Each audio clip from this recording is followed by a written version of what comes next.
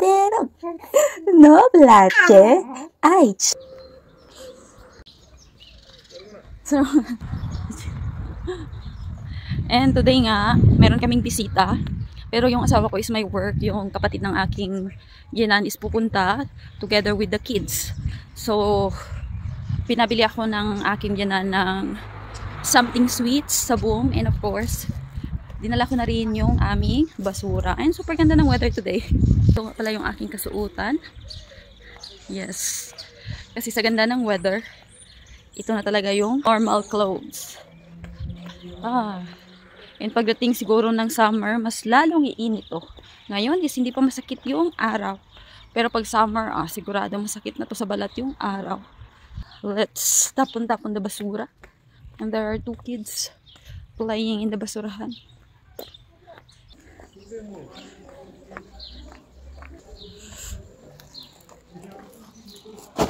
In fairness, sa aming basurahan, malinis siya today. Kasi nga linggo. And tomorrow, I think, kukunan nila doon yung basurahan. And yan pala yung aming pedia or yung family doctor. Family doctor and the same time is pedia din siya. Kasi magaling din siya sa mga bata. So sabi ko sa inyo, super lapit lang talaga. Then pupunta ako sa may Boom. So papasok tayo sa Boom to buy some cake.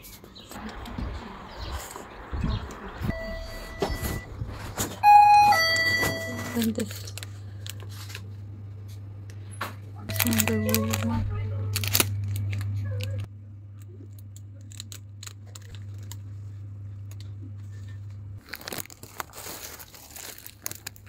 Nakalabas na ako and ito na yung aking pinamili. Pero hindi ako nagdala ng pungka. At hindi rin ako bumili ng pungka kasi nga super lapit lang naman. So, ginanito ko lang siya. And super sarap ng hangin. Sabi ng aking ugangan, later daw lalabas kami after ng aming bisita. And look at the roses. Ipapakita ko sa inyo yung roses kasi namumulaklak na sila. Yung kulay ng mga rose is pink.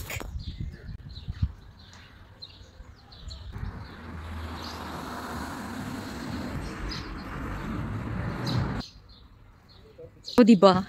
Ang ganda ng roses. And yung mga garden nila dito, yung mga maliliit na garden sa city is malinis na. And there's another roses here. May nakita ko isa. Look at that.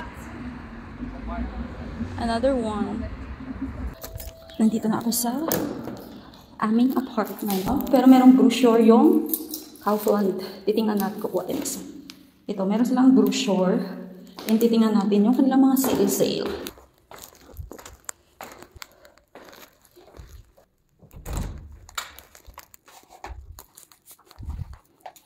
Mami, alwatero. No blache. Ay, mami, pramuasa. Jine pramuasa. Inday, Yana, da, fuerte, pramuasa. Si Inday, Yana. Vino ka lang, mami, alwat. Da, merijit, wate, merijit. Wate, merijit lang. Buna. Kamusta kamu? Yana. Unde la música la Yana? Yana placi música. Asay tante Gina? Tante Gina ba? Da! Da? Ache mo tante Gina. Ito pala yung flowers na dinala ng kapatid ng aking biyenan. Diba super ganda? Tapos ako is kumakain ng pizza na in-order ng aking asawa. Nandito na pala kami sa labas. Then yung aking ugangan is kinatulod niya ang strollers ng iyang apo. Then nagpropong ko kami diri sa may park. Kagtanawan naman ang itsura ni Indayana.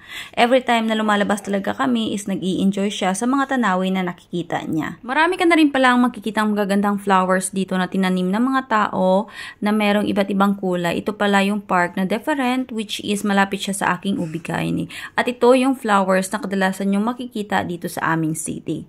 Nandito na pala kami sa aming bahay. Nagstay lang kami doon sa may park ng mga 1 hour. Then, nang dumating kami is natulog na yung aking anak at nilagay ko dito sa may crib. Then, ako naman nag-fold habang nagmamarites sa aking phone.